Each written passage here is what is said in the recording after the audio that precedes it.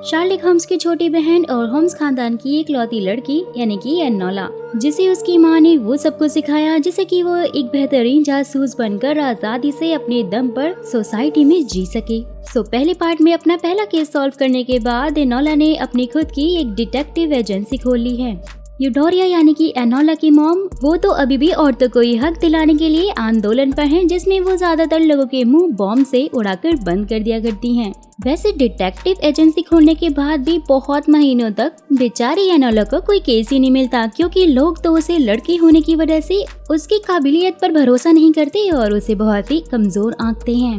हिम्मत हारते हुए एनोला अपना बोरिया बिस्तरा बांधकर वहाँ से बस निकल ही रही होती है कि तभी उसके पास एक छोटी सी बच्ची बेसी चैंपमैन आ जाती है, जिसकी बहन सारा बहुत टाइम से गायब हो गई है। जहाँ पर इस तरह एनोला को उसका पहला केस सारा चैंपियन को ढूंढने का केस मिल जाता है, जिसके बाद एनोला बेसी के साथ में उसके घर में आ जाती है, जहाँ उसे एक और लड़की एगाथा मिलती है। बेसी का घर बहुत ज्यादा छोटा था और वो सभी बाकी गरीब लड़कियों के साथ ही माचिस बनाने वाली कंपनी लॉयन के लिए काम किया करती थी। फिर एनोला भी अपना नाम बदलकर लॉयन कंपनी में ऐसा वर्कर जाती है, जहाँ पर उस कंपनी के मालिक डेविड और ट्रेसर माइंस्टर चार्ल्स आए हुए होते हैं। यहीं पर एनोला को ये पता चलता है कि कुछ लड़कियों को टाइफस नाम की बीमारी के सिम्टम्स होते हैं। जिनको भी ये सिम्टम्स होते हैं उन सभी को काम से निकाल दिया जाता है। यहाँ पर एनोला भी फास्फोरस की हेल्प से माचिस की तीलियां बनाना सीख रही होती है। साथ ही वहाँ पर हम विलियम नाम के एक बंदे से मिलते हैं, जो कि एगाथा को बहुत घूर घूर कर देख रहा होता है। वैसे तो वो इस कंपनी के ओनर का बेटा है।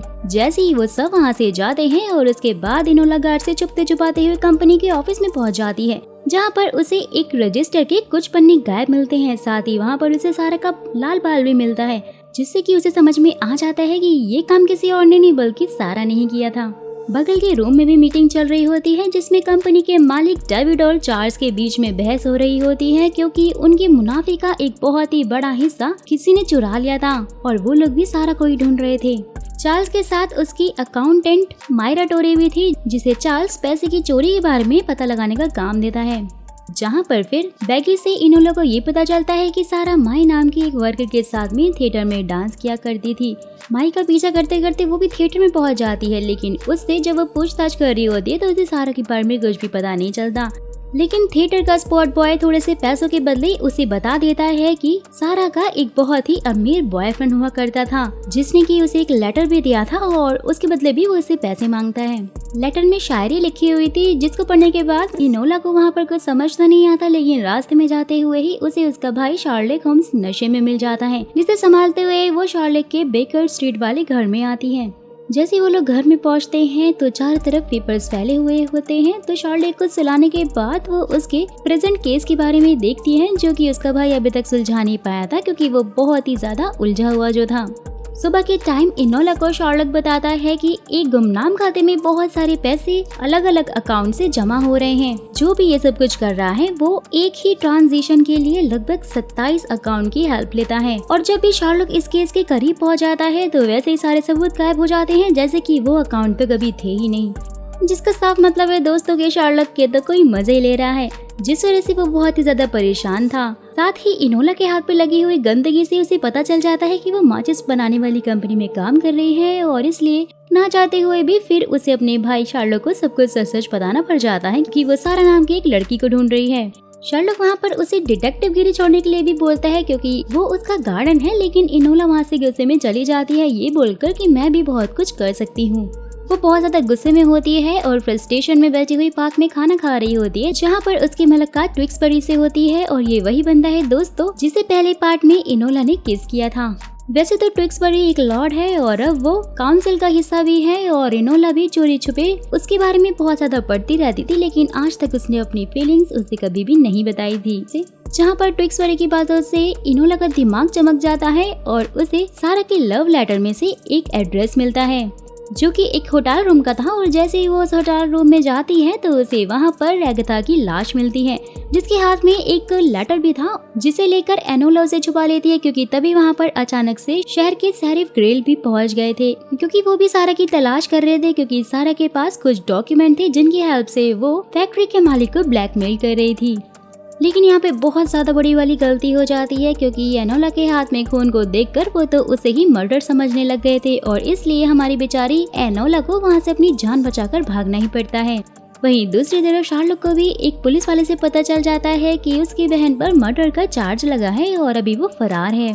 शार्लोक को एनोला अपने नोटिस बोर्ड के पीछे मिलती है, जहां वो उसे समझाती है कि वो अपने केस के चक्कर में होटल रूम में गई हुई थी, लेकिन वहां पर तो एगाथा पहले से ही मरी हुई थी और इसमें तो उसकी कोई गलती भी नहीं है। साथ ही उसने मर्डर वेपन को तो छुआ भी नहीं है। और वहां फिर वो अपने भाई शार्लोक को एगाथा के पास से मिला हुआ वही पेपर दिखाती है जिस पर म्यूजिक का एक टोन लिखा हुआ था, जिसे प्ले करने के बाद शार्लोक को कुछ भी समझ में नहीं आता है। शार्लोक को भी उस केस में कोई खास लीड तो नहीं मिल रहा था और वो भी उस फैक्ट्री के उस चोर की तलाश में ही था जिसने डॉक्यूमेंट चुराया था, क्योंकि शार्लोक को भी यही लग रहा था कि फैक्ट्री के पैसे भी सेम उसी चोर ने ही चुराए होंगे। यानी कि दोस्तों यहाँ पर एक बार फिर से इन दोनों भाई बहनों का केस आपस में कनेक्टेड था। न्यूज़पेपर को देखकर फिर एनोला को भी पता चल जाता है कि फैक्ट्री के मालिक एक बिल पार्टी को ऑर्गेनाइज कर रहे हैं, जिस एडवर्टीजमेंट को देखकर एनोला का शक जाता है सीधा विलियम के ऊपर कि वही सारा का लवर होगा। फिर जैसे ही एनोला उस पार्टी में जाती है वो विलियम से बात करने की कोशिश भी करती है, लेकिन विलियम के घर वाले उसे उससे बात करने नहीं देते। साथ ही एनोला की मुलाकात वहाँ पे चार्ल्स की असिस्टेंट मायरा डोरी से होती है, जो कि उसे समझाती है कि ऐसी पार्टियों में लड़कियां लड़कों से सिर्फ और सिर्फ इशारों में ही बात करती हैं, जो कि वो बहुत ही अच्छी तरह से सीख गई थी, लेकिन स्टिल उसे डांस करना नहीं आता था। लेकिन तभी वहाँ उसे पार्टी में ट्विक्सबेरी भी मिलता है, जिससे कि वो वॉशरूम में जाकर डांस करना सीख लेती है। फिर जैसे ही एनोला विलियम से मिलने के लिए जाती है तो वो नोटिस करती है कि विलियम सिसली नाम के एक लड़की के साथ में है और जैसे ही वो वहाँ पर आती है तो सिसली विलियम को छोड़कर ट्विक्सबेरी के साथ में चली जाती है, क्योंकि आखिरकार वो एक लॉर्ड जो था।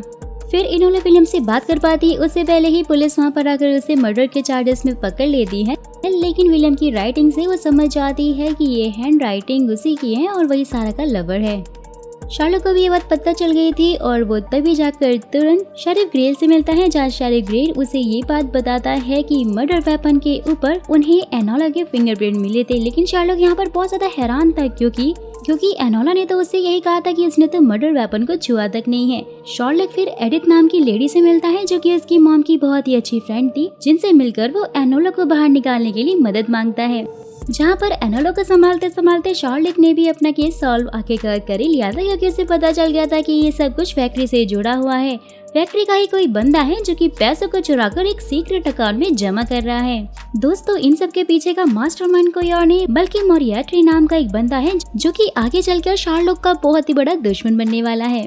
फिर नेक्स्ट डे एडिथ और एनोला की मॉम यानी कि यूडोरिया जेल में धमाका करके अपनी बेटी को वहाँ से भगा कर ले जाती है और उनका पीछा वहाँ पर ग्रेल भी अपने आदमी के साथ में कर रहा होता है। लेकिन ये तीनों तो सभी पुलिस वालों की अच्छे से बैंड बजाकर वहाँ से निकल लेती हैं।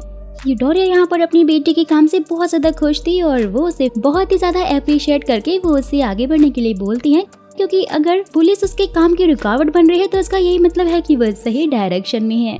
फिर उसके बाद सबसे पहले एनोला बेसी से मिलकर उसे छुपने के लिए बोलती है, क्योंकि एगाथा के बाद उसे डर था कि वो लोग कहीं बेसी को ही ना मार दे। वहीं बेसी के रूम में वहाँ पर उसे 2 पौधे भी मिलते हैं, जिसमें से एक सूखा हुआ था और एक बहुत ही ज्यादा हरा भरा था। सूखे हुए पौधे के नीचे उसे व्हाइट पाउडर मिलता है और वहीं हरे भरे पौधे की मिट्टी में उसे लाल पाउडर मिलता है, जिसे देखकर एनोला अच्छे से समझ जाती है कि फैक्ट्री में काम कर रही लड़कियां थाईपस से नहीं बल्कि माचिस में यूज हो रही व्हाइट फास्फोरस की वजह से ही मर रही हैं।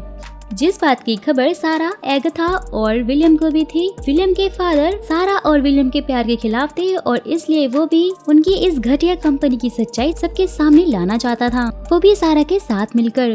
जिसके बाद एनोला ट्विक्सबेरी के पास जाती है, उसे सारी सच्चाई बता देती है कि फैक्ट्री में यूज हो रही माचिस की फास्फोरस का यूज करके ही बहुत सारी लड़कियां वहाँ पर मारी जा रही हैं, जिससे कि वो भी उसकी हेल्प करने के लिए रेडी हो जाता है। लेकिन तभी वहाँ पर सिसली उससे कुछ इम्पोर्टेंट बात करने के लिए आती है, लेकिन तभी वो उसे वहाँ से भगा भी देता है। फिर जैसे ही सिसली वहाँ से जाती है तो एनोला को भी पता चल गया था कि वो फैक्ट्री में काम कर रही लड़कियों के मरने वाली बात ट्विक्सबेरी को काउंसिल में बताने के लिए प्रेशर कर रही होती है।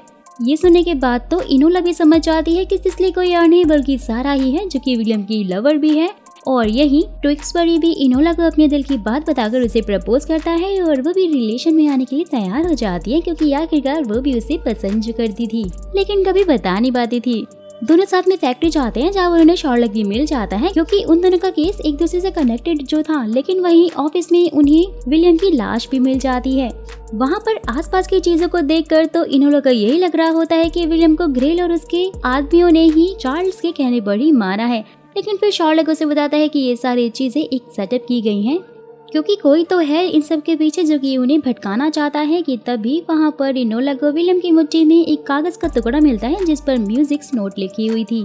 फिर जैसे ही वो लोग उसे एकता की नोट से मिलाते हैं तो विक्सवेरी उन्हें बताता है कि ये थिएटर का मैप है। मतलब कि दोस्त वो भी इन जासूसों के साथ में रहकर जासूस बन गया है। फिर थिएटर में जाते टाइम एनोला वहाँ पर ट्विक्सवेरी को किस करती है और उसे फाइट करना सिखाती है। साथ ही मैप को थिएटर में फॉलो करने के बाद उन्हें एक सीट के नीचे फैक्ट्री के पेपर्स मिल जाते हैं जिसमें साफ तौर पर फॉस्फोरस की जानकारी और मरने वाली लड़कियों के नाम भी लिखे हुए थे।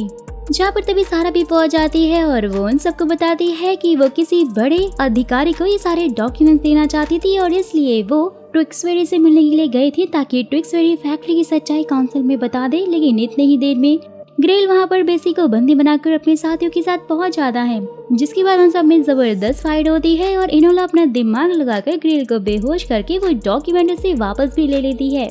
लेकिन तभी एंड में चार्ल्स भी अपनी अकाउंटेंट और बाकी की पुलिस वालों को लेकर वहाँ पे पहुँच गया था और वह सारा के साथ ग्रेल के सभी आदमियों को भी पकड़ लेता है। सारा ने फैक्ट्री ओनर को ब्लैकमेल किया हुआ था, लेकिन शार्लक उन्हें रोककर समझाता है कि आपके पैसे सारा नहीं बल्कि आपकी ही अकाउंटेंट मायरा टॉरिन ने चुराए हैं क्योंकि वही एक शख्स है जिसके पास आपके सारे बैंक अकाउंट्स और सारे डॉक्यूमेंट्स हैं। शार्लक की बात पर चार्ल्स को विश्वास भी हो जाता है। तब मायरा वहाँ पर खुद ही सब कुछ कबूल कर लेती है कि उसी ने पैसे चुराए हैं और बस इसलिए क्योंकि वो उसे साबित करना चाहती है कि वो भी सभी मर्दों से ज्यादा समझदार है और वो किसी से कम नहीं है। लेकिन चार्ल्स ने तो हमेशा ही उसकी समझदारी का मजाक उड़ाया है क्योंकि वो एक लड़की थी और चार्ल्स भी यह सुनकर बहुत ज्यादा शॉक्ड हो गया था। लेकिन मायरा के जेल जाने के बाद चार्ल्स वो सारे डॉक्यूमेंट चला देता है जिससे कि वो फैक्ट्री बंद हो सकती थी क्योंकि वो भी इस फैक्ट्री का पार्टनर जो था। लेकिन उसके साथ ही उसने सारा को भी आजाद कर दिया था, जिसके बाद सारा बैगी और एनोला के साथ में फैक्ट्री जाकर सभी लेडीज को बता देते हैं कि फैक्ट्री में इस्तेमाल हो रही फॉस्फोरस की वजह से ही इन सबकी जान जा रही है और इसलिए उन्हें स्ट्राइक करना चाहिए ताकि फॉस्फोरस का यूज माचिस बनाने में ना किया जाए।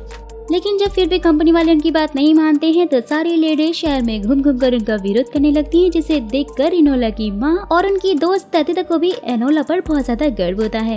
साथ ही दोस्तों मैं यहाँ पर आपको बताती चलूँ कि ये सच्ची घटना पर आधारित है कि सारा चैपमैन नाम की लड़की ने माचिस बनाने वाली कंपनी पर ताला लगवा दिया था। फिर लास्ट में हम देखते हैं कि शार्लक एनोला के पास में एक बिजनेस प्रपोजल लेकर गया हुआ था जिसमें वो दोनों साथ में काम करेंगे। लेकिन एनोला ने तो शार्लक के इस प्रपोजल को ही ठुकरा दिया था क्योंकि अगर उसने शार्लक के साथ में काम किया तो लोग फिर से औरतों को कम आंकने लग जाएंगे और इसलिए वो शार्लक को एक नया पार्टनर ढूंढने की सलाह देती है। जिसके बाद वो ट्विक्सवेरी के साथ में डेट पर निकल जाती है। शार्लक भी एडिथ को उनकी हेल्प करने के लिए थैंक्स बोलकर वहाँ से न्यूज़पेपर पढ़ते हुए निकल जाता है, जिसमें उसे पता चलता है कि मोरियार्टी जेल से भाग चुका है। वहीं फिर एंड क्रेडिट सीन में हम डॉक्टर जॉन वेटसन को शार्लक होम्स के घर के आगे देखते हैं और उसे एनोला ने शार्लक के घर पर भेजा था क्योंकि आखिरकार शार्लक को एक फ्लैटमेट की जरूरत जो थी। जिन भी दोस्तों ने रॉबर्ट डाउनी जूनियर के शार्लक होम्स की मूवीज या सीरीज देखी है उन्हें तो पता ही होगा कि जॉन वेटसन आगे चलकर शार्लक का बेस्ट फ्रेंड बनेगा। सो गाइस यहीं पर इस मूवी के तीसरे पार्ट के लिए भी स्टोरी बन जाती है। सो अगर आपको मेरा एक्सप्लेनेशन साथ ही वीडियो पसंद आया हो तो चैनल को सब्सक्राइब और वीडियो को लाइक जरूर कर दीजिएगा क्योंकि हम बस 5 लाख सब्सक्राइबर के करीब हैं। फिर मुलाकात होगी अगली वीडियो में, तब तक के लिए ख्याल रखिए, खुश रहिए और टाटा बाय बाय।